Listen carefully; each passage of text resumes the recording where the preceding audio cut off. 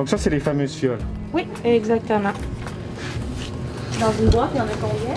Dans celle-là, il y a 20 fioles. Ils emportent les bacs, les gros bacs pour les infirmières de soutien, nos chefs d'équipe. On a 2 bacs par RPA. Ça, c'est les glacières de nos vaccinateurs.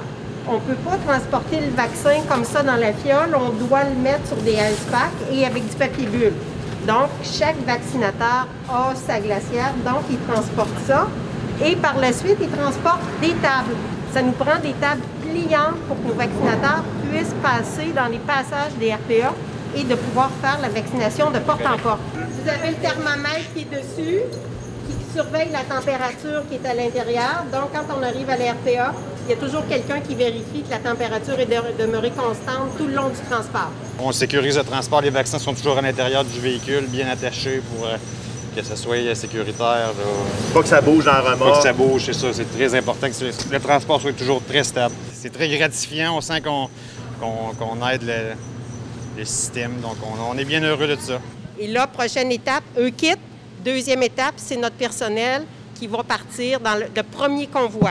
Donc, c'est les infirmières de soutien et le personnel de soutien qui s'en vont dans chacune des RPA préparer la vaccination.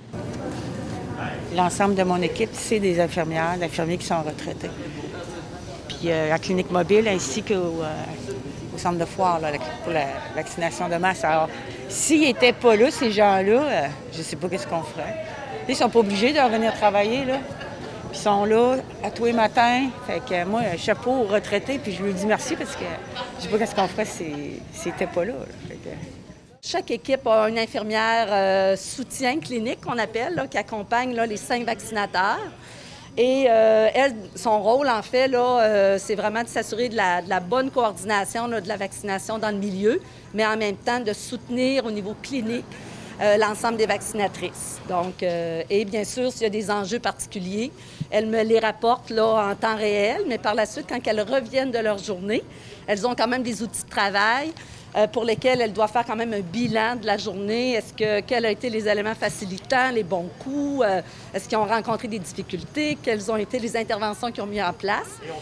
Et on s'ajuste. Et ça nous permet le lendemain, au caucus d'amélioration, de ramener ces éléments-là pour que peut-être qu'il y a des rappels à faire là, à l'ensemble des vaccinateurs pour s'assurer qu'elles font bien les pratiques. Quand les employés, les vaccinateurs et l'équipe de soutien arrivent, ils voient dans quelle équipe l'équipe 6, ils savent c'est qui l'infirmière de soutien, ils savent dans quel autobus ils vont aller, puis ils savent à quelle heure ils vont partir, puis leur destination.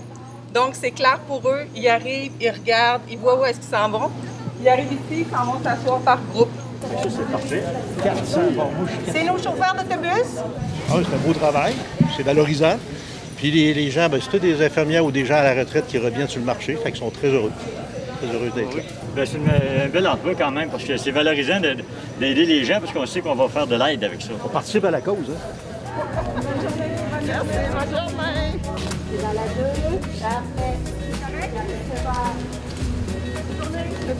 Bonne journée. Oui.